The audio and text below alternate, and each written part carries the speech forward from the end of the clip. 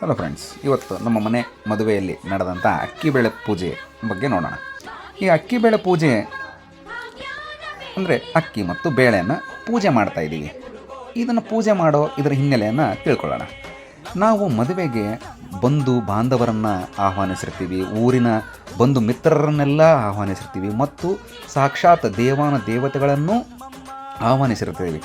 ಅಲ್ಲಿ ಬಂದಂಥ ಬಾಂಧವರು ಮಿತ್ರರು ಇವರು ಯಾರು ಹಸ್ಕೊಂಡು ಹೋಗಬಾರ್ದು, ಹೊಟ್ಟೆ ತುಂಬ ರುಚಿಯಾದ ಊಟ ಮಾಡಿ ಹೋಗಬೇಕು ಅಂತ ಈ ಅಕ್ಕಿ ಬೇಳೆನ ಪೂಜೆ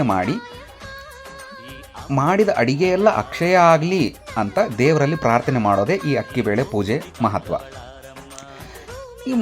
ಇದು ಮೊದಲಿನ ಕಾಲದಿಂದನೂ ಮಾಡ್ಕೊಂಡು ಬರ್ತಾ ಇದ್ದೀವಿ. ಆದರೆ ಈಗ ಅದಕ್ಕೆ ಸ್ವಲ್ಪ ಡೆಕೋರೇಟಿವ್ ಟಚ್ ಕೊಟ್ಟು ಮಾಡ್ತಾಯಿದ್ದೀವಿ. ಇಲ್ಲಿ ನೀವು ನೋಡ್ಬೋದು, ನಾವು ಅಕ್ಕಿ ಮತ್ತು ಬೇಳೆನ ದೇವರ ರೂಪನೇ ರೆಡಿ ಮಾಡಿದ್ದೀವಿ.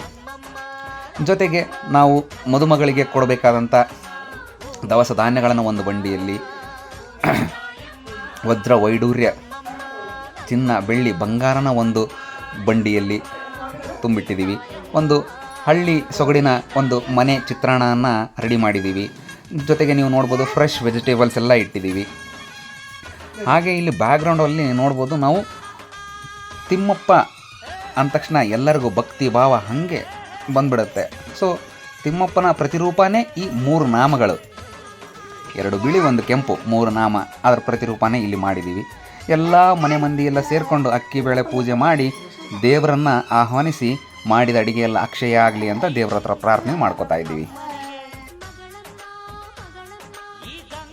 ಒಂದು ಫಂಕ್ಷನ್ ಅಂದ ತಕ್ಷಣ ಇನ್ನು ಹೇಳೋದು ಬೇಕಿಲ್ಲ, ಸ್ವಲ್ಪ ಫೋಟೋ ಸೆಷನ್ಗಳು ಎಲ್ಲರ ಜೊತೆಗೆ ಕಸಿನ್ಸ್ ಇದ್ಬಿಟ್ರೆ ಸ್ವಲ್ಪ ಫನ್ ಆ್ಯಕ್ಟಿವಿಟೀಸ್ ಇರುತ್ತೆ. ನೋಡ್ಬೋದು ನೀವು, ಇಲ್ಲಿ ಎಲ್ಲ ಕಸಿನ್ಸ್ ಎಲ್ಲ ಸೇರಿ ಕಣ ಮಾಡ್ತಾಯಿದ್ದೀವಿ. ಆಲ್ರೆಡಿ ಕ್ಲೀನಾಗಿ ಪಾಲಿಶ್ ಬಂದಿರೋ ಅಕ್ಕಿ ಬೇಳೆನ ಕಣ ಮಾಡ್ತಾಯಿದ್ದೀವಿ. ಇಲ್ಲಿ ಒಂದು ಫನ್ ಆ್ಯಕ್ಟಿವಿಟಿ ಥರ.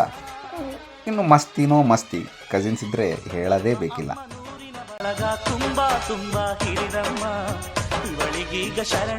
ಶರಣು ಶರಣು ಕೋಟಿ ಶರಣಮ್ಮ, ಈ ಸುಗ್ಗಿ ತಂದವಳಾರಮ್ಮ, ನಮ್ಮಮ್ಮ ನಮ್ಮಮ್ಮ, ಈ ಹುಗ್ಗಿ ತಂದವಳಾರಮ್ಮ, ಭೂಮಿ ತಾಯಮ್ಮ, ಈ ಅಂಬಲಿ ತಂದವಳಾರಮ್ಮ, ನಮ್ಮಮ್ಮ ನಮ್ಮಮ್ಮ, ಈ ಓಕುಳಿ ತಂದವಳಾರಮ್ಮ. ಧನ್ಯವಾದಗಳು.